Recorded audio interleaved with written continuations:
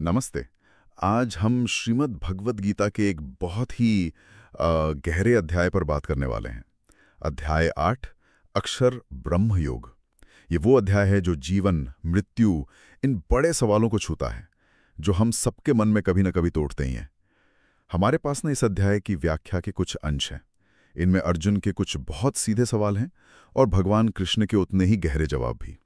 अक्सर हम सोचते हैं कि भाई ये ब्रह्म क्या है, या ये आत्मा, अध्यात्म, इसका क्या मतलब है, कर्म कैसे काम करता है, और वो सबसे बड़ा सवाल भाई, मरने के वक्त क्या होता है, अगली गति कैसे तय होती है। तो आज कोशिश यही रहेगी कि इन स्रोतों के आधार पर इन मुश्किल सवालों को थोड़ा आसान करके समझें। देखते हैं कहां तक पहुंच पाते हैं। बिल्कुल। और ये अध्याय शुरू ही होता है अर्जुन के कुछ बहुत ही बुनियादी सवालों से। ये सवाल उनके मन में अध्याय 7 सुनने के बाद उठे थे। और जैसा आपने कहा, स्रोत भी यही बताते हैं कि ये सवाल सिर्फ उनके अपने लिए नहीं थे। ऐसा लगता है जैसे वो पूरी मानवता की ओर से पूछ रहे हो। हाँ, ये महसूस होता है। तो शुरुआत ही अर्जुन की जिज्ञासा से है ना? क्या क्या पूछा उन्होंने? स्रोत कहते हैं 7 सवाल थे। सही कहा। अर्जुन ने एक के बाद एक 7 प्रश्न रखे। पहला, किम तद ब्रह्म, यानी वो ब्रह्म क्या है। दूसरा, किम अध्यात्मम, अध्यात्म किसे कहते हैं। तीसरा, किम कर्म, ये कर्म क्या चीज है। फिर पूछा, अधिभूतम च किम प्रोक्तम, अधिभूत किसको कहा गया है। पांचवां, अधिदैवम किम उच्यते, और अधिदैव कौन है। छठा सवाल थोड़ा और निजी था। अधियज्ञः कथम कोत्र देहिस्मिन्, मतलब इस शरीर में अधियज्ञ कौन है और वो कैसे रहता है। और सातवां, जो शायद हम सबको सबसे ज्यादा छूता है, प्रयाण काले च कथम गेयोसि नियतात्मभिः, यानी मृत्यु के समय जिनका मन कंट्रोल में है, वो योगी आपको कैसे जान पाते हैं, आपका स्मरण कैसे करते हैं। वाह, ये तो सच में बड़े गहरे सवाल हैं। मतलब जिनके बारे में हम रोजमर्रा में शायद सोचते भी नहीं। और वो आखिरी वाला, मृत्यु के समय ईश्वर का स्मरण, ये तो ऐसा कि क्या कहें, सबके मन में कहीं ना कहीं ये बात आती होगी। बिल्कुल, ये सार्वभौमिक प्रश्न है, क्योंकि जैसा आगे पता चलेगा, अंत समय की चेतना ही हमारी अगली गति तय करती है। तो ये समझना बहुत जरूरी हो जाता है। और भगवान ने इन गूढ़ शब्दों का क्या अर्थ बताया? क्या बहुत लंबी चौड़ी व्याख्या की उन्होंने? नहीं, भगवान ने बहुत संक्षेप में पर एकदम सटीक जवाब दिए। उन्होंने पहले उन 6 शब्दों को समझाया। ब्रह्म के लिए कहा अक्षरम ब्रह्म परमम। अक्षर मतलब जो कभी नष्ट न हो, वो अविनाशी परम तत्व। अविनाशी, ठीक है। अध्यात्म के लिए कहा स्वभावो अध्यात्म उच्यते, यानी जीवात्मा का अपना स्वरूप, उसका जो मूल नेचर है वो, उसका स्वभाव। कर्म को समझाया भूत भावोद्भव करो विसर्गः कर्म संगीतः, वो सृजन की क्रिया जिससे प्राणियों के शरीर बनते हैं, सृष्टि चलती है, वो विसर्ग ही कर्म है। अच्छा, जिससे सब उत्पन्न होता है। हाँ। फिर अधिभूत, उसे कहा अधिभूतम क्षरो भावः। क्षर मतलब नाशवान। तो ये जो भी नाशवान भौतिक जगत है, हमारा शरीर भी, वो सब अधिभूत है, यानी ये दुनिया। बिल्कुल। और अधिदैव को कहा पुरुषश्चाधिदेवतम, यानी वो विराट चेतना, परमात्मा का वो रूप जो सारे देवताओं, सारी शक्तियों को कंट्रोल करता है। अच्छा, वो कंट्रोलर। हाँ। और फिर अधियज्ञ, या भगवान कहते हैं अधियज्ञो हमेवात्र देहे, मतलब इस देह में अधियज्ञ मैं खुद ही हूँ। भगवान खुद। हाँ, परमात्मा जो हर प्राणी के हृदय में है और उसके कर्मों का फल देने वाले हैं, वही अधियज्ञ हैं। कमाल है, इतने कम शब्दों में इतनी बड़ी बातें कह दी। खासकर वो अधियज्ञों हमें मात्र, मैं ही अधियज्ञ हूँ हर प्राणी के अंदर। ये बात तो आगे भक्ति के लिए बहुत मायने रखती होगी। हाँ बिल्कुल, ये समझना आगे भक्ति के महत्व को समझने में बहुत मदद करता है। कृष्ण ने इन 6 मुश्किल विषयों को बहुत साफ कर दिया। अच्छा, इन परिभाषाओं के बाद अब उस सवाल पर आते हैं जो हम सबके मन में है, मृत्यु का क्षण और उस समय के विचार। स्रोत इस पर काफी जोर देते हैं। क्या मुख्य बात निकल कर आती है इससे? यहाँ भगवान एक बहुत ही स्पष्ट और निर्णायक बात कहते हैं। वो कहते हैं यम यम वापि स्मरण भावम त्यजत्यन्ते कलेवरम तम तमे वैति कौन्तेय सदा तद्भाव भावेता। इसका सीधा सा मतलब है, अंत काल में, मरते समय प्राणी जिस भी भाव को, जिस भी चीज को याद करते हुए शरीर छोड़ता है, वो उसी भाव को पाता है। क्यों? क्योंकि वो जीवन भर उसी भाव में डूबा रहा होता है। अच्छा, तो जो जिंदगी भर सोचा वही अंत में याद आएगा और वही आगे ले जाएगा। बिल्कुल, एकदम साफ। अगर कोई मरते समय पैसे, परिवार, अधूरी इच्छाओं के बारे में सोच रहा है तो उसकी चेतना उधर ही जाएगी, अगला जन्म भी वैसा ही मिलेगा। लेकिन अगर कोई सिर्फ भगवान को याद करता है, उनकी भक्ति में डूबा रहता है, तो वो उन्हीं के स्वरूप को पाता है, उन्हीं के धाम जाता है। भगवान गारंटी देते हैं, अंत काले च मामेव स्मरण मुक्त्वा कलेवरम यह प्रयाति समद्भावम याति नास्त्यत्र संशयः। इसमें कोई शक नहीं है। स्रोत में वो परीक्षा वाला उदाहरण भी है, तो क्या ये वैसा ही है जैसे इम्तिहान के आखिरी पलों में छात्र जिस सवाल पर ध्यान टिकाता है वही उसके नंबर पर असर डालता है? जीवन का ये आखिरी पल भी उतना ही क्रिटिकल है।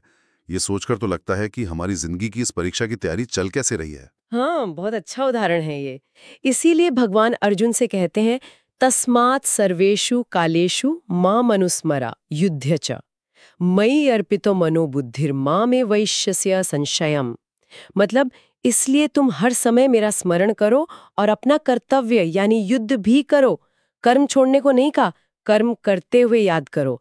मन और बुद्धि मुझ में लगा दोगे तो पक्का मुझे ही पाओगे, इसमें कोई शक नहीं। कर्म और स्मरण का बैलेंस। अच्छा, तो ये सिर्फ आखिरी पल की बात नहीं है। ऐसा हो सकता है क्या कि कोई जिंदगी भर तो दुनियादारी में लगा रहा और बस आखिरी वक्त में अचानक से भगवान को याद कर ले और काम बन जाए? यहीं पर अभ्यास की बात आती है। भगवान साफ कहते हैं कि अंत समय में वो दिव्य स्थिति पाना कोई अचानक होने वाली बात नहीं है। स्रोत बताते हैं कि योगी अंत समय में क्या करते हैं, वो प्राणों को भौहों के बीच, जिसे आज्ञा चक्र कहते हैं, वहां स्थिर करते हैं।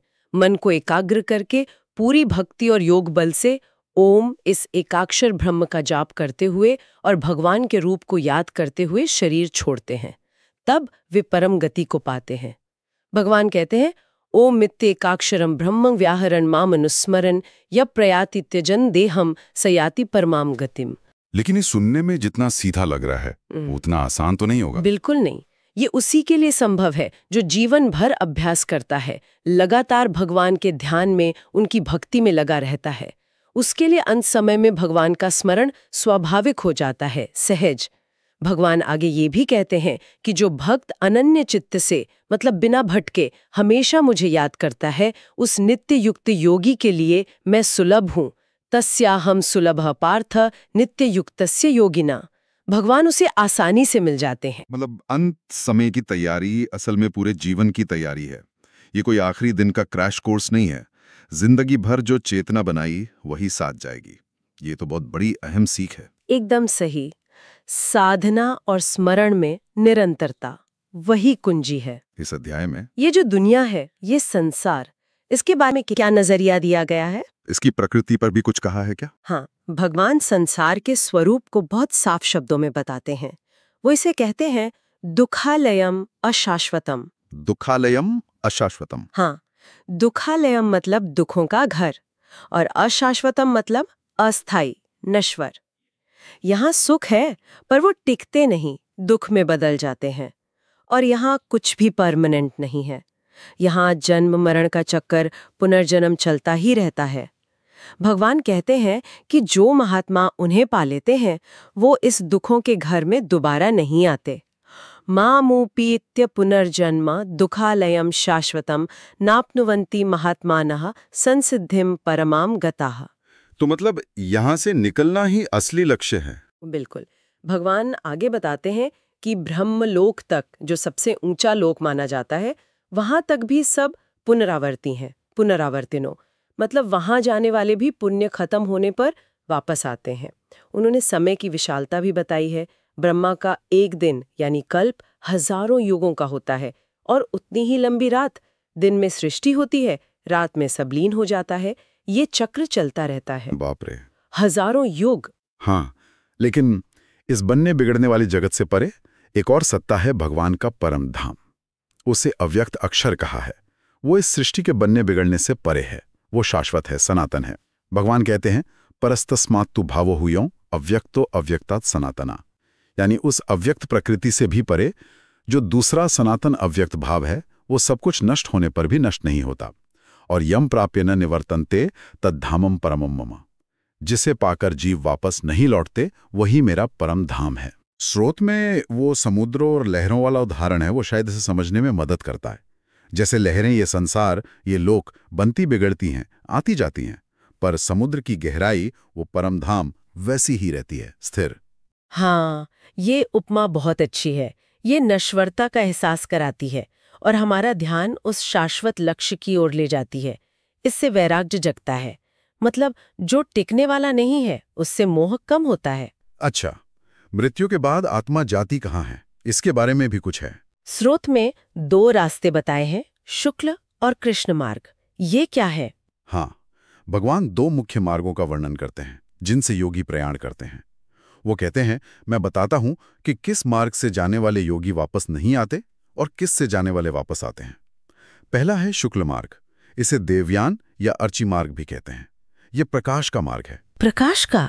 हाँ, इस मार्ग से जाने वाले ब्रह्मज्ञानी योगी ब्रह्म को पाते हैं और लौटकर नहीं आते, मतलब मोक्ष पाते हैं। इसका संबंध अग्नि, ज्योति, दिन का उजाला, शुक्ल पक्ष यानी चांदनी रातें और सूर्य के उत्तरायण के 6 महीनों से है। ये सब प्रकाश और ज्ञान के प्रतीक हैं। अग्निर्ज्योतिरअह शुक्लः षण्मासा उत्तरायणम तत्र प्रयाता गच्छन्ति ब्रह्म ब्रह्मविदो जनाः। और दूसरा है कृष्ण मार्ग, पितृयान या धूम्र मार्ग। ये अंधकार या धुएं का मार्ग है। इस रास्ते से वो कर्मी जाते हैं जो फल की इच्छा से यज्ञ, दान वगैरह करते हैं। वो स्वर्ग या चंद्रलोक जाकर पुण्य भोगते हैं, लेकिन पुण्य खत्म होने पर वापस पृथ्वी पर जन्म लेते हैं। इसका संबंध धुआं, रात, कृष्ण पक्ष यानी अंधेरी रातें और सूर्य के दक्षिणायन के 6 महीनों से है। ये अज्ञान और कर्म के बंधन के प्रतीक हैं। धूमो रात्रिस तथा कृष्णः षण्मासा दक्षिणायनम तत्र चांद्रमसम ज्योतिर योगी प्राप्य निवर्तते। स्रोत में महाभारत वाले भीष्म पितामह का जिक्र है, जिन्होंने बाणों की शैया पर लेटे हुए भी उत्तरायण का इंतजार किया था शरीर छोड़ने के लिए। तो वो इसी ज्ञान से जुड़ा था। हाँ बिल्कुल, वो एक बहुत प्रसिद्ध उदाहरण है जो इसी विश्वास को दिखाता है। उत्तरायण को प्रकाश और मुक्ति से जोड़ा गया है। लेकिन ये समझना भी जरूरी है कि ये 2 मार्ग सिर्फ समय या काल से ही नहीं जुड़े हैं। ये एक तरह से जीवन जीने की 2 दिशाओं के प्रतीक भी हैं। शुक्ल मार्ग ज्ञान, वैराग्य, भक्ति का मार्ग है जो प्रकाश की ओर, मुक्ति की ओर ले जाता है। और कृष्ण मार्ग अज्ञान, कामना, कर्म फल का मार्ग है जो अंधकार और जन्म मरण के चक्र में वापस लाता है। भगवान कहते हैं कि जगत के ये 2 मार्ग, शुक्ल और कृष्ण, शाश्वत माने गए हैं। एक से लौटना नहीं होता, दूसरे से लौटना होता है। शुक्ल कृष्णे गति हेते जगत शाश्वते मते एकया यात्यानावृत्तिम अन्यया वर्तते पुनः। लेकिन क्या ये रास्ते इतने साफ साफ अलग होते हैं? मतलब जीवन में हम कहीं इन दोनों के बीच में नहीं होते अक्सर? हमारे कर्म, हमारी चेतना, इनका मिला जुला असर ही तो तय करता होगा कि हम किधर जा रहे हैं। ये बहुत अच्छा सवाल है। बिल्कुल, असल जिंदगी में चीजें मिली जुली होती हैं, पर ये 2 मार्ग हमें एक दिशा का बोध कराते हैं, एक तरह से आईना दिखाते हैं। ये हमें सचेत करते हैं कि भाई हमारे कर्म, हमारे विचार, हमारी भक्ति या हमारी इच्छाएं हमें किस ओर ले जा रही हैं, उजाले की तरफ या अंधेरे की तरफ। ये खुद को जांचने का एक पैमाना बन सकता है। तो इतना सारा ज्ञान, योग की विधियां, संसार का स्वरूप, मृत्यु के बाद के मार्ग, इन सब के बाद आखिर में भगवान किस चीज पर सबसे ज्यादा जोर देते हैं? निचोड़ क्या है इस सब का? ये अध्याय का एक बहुत ही महत्वपूर्ण और सार है जो आखिरी श्लोक में आता है, श्लोक 28 में।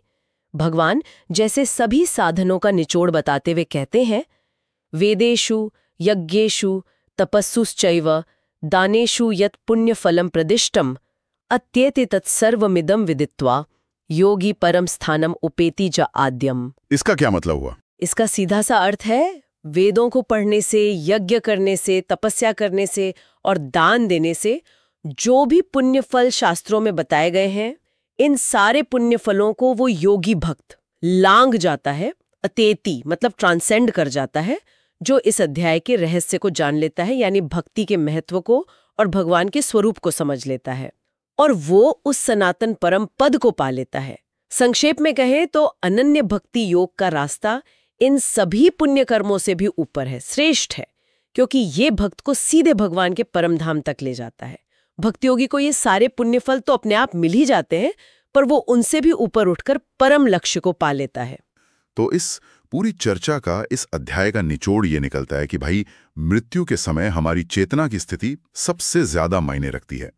और वो स्थिति बनती है जीवन भर के हमारे विचारों से, कर्मों से, अभ्यास से, और सबसे बढ़कर ईश्वर के प्रति हमारी भक्ति और उनके निरंतर स्मरण से। ये कोई आखिरी पल का जादू नहीं, बल्कि पूरी जिंदगी की साधना का नतीजा है। बिल्कुल सही कहा आपने।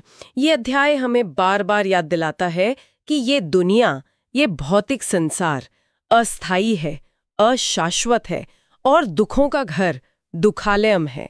असली लक्ष्य तो वो शाश्वत, अव्यक्त, अक्षर परम धाम पाना है, जहां से फिर लौटना नहीं होता। और वो शुक्ल और कृष्ण मार्ग, वो हमें सोचने पर मजबूर करते हैं कि हमारे जीवन की दिशा क्या है। क्या हम ज्ञान और मुक्ति के प्रकाश की ओर बढ़ रहे हैं, या अभी भी इच्छाओं और कर्म फल के अंधेरे में ही भटक रहे हैं? और सबसे अहम बात, जैसा आपने बताया, जैसे भगवान ने अंत में स्थापित किया, भक्ति का मार्ग, हाँ, अनन्य भाव से ईश्वर का लगातार स्मरण करना, वो इन सब में सबसे सीधा, सबसे सुलभ और सबसे ऊंचा है। अंत में एक विचार छोड़ना चाहूंगी जिस पर शायद हमारे श्रोता सोचें। जैसा कि स्रोत और भगवान के वचन साफ करते हैं, अगर अंत समय का स्मरण इतना निर्णायक है और वो स्मरण जीवन भर के अभ्यास का, जीवन भर की चेतना का नतीजा है, तो क्या हम आज इस पल अपने विचारों को, अपने कामों को, अपनी प्राथमिकताओं को उस दिशा में ढालने की सचेत कोशिश कर रहे हैं जहां हम आखिरकार पहुंचना चाहते हैं? कहीं ऐसा तो नहीं कि हमारा हर दिन, हर पल अनजाने में ही सही उस आखिरी स्मरण की तैयारी बन रहा है? हम अपने रोज के जीवन में जिस चेतना का अभ्यास कर रहे हैं, क्या वही हम अपने अंतिम क्षण में अपने साथ ले जाना चाहेंगे? वाकई बहुत गहरा सवाल है। हमारा हर पल उस अंतिम पल की तैयारी कैसे बन सकता है, ये सोचने वाली बात है। इसी विचार के साथ आज की ये गहन चर्चा यहीं समाप्त करते हैं।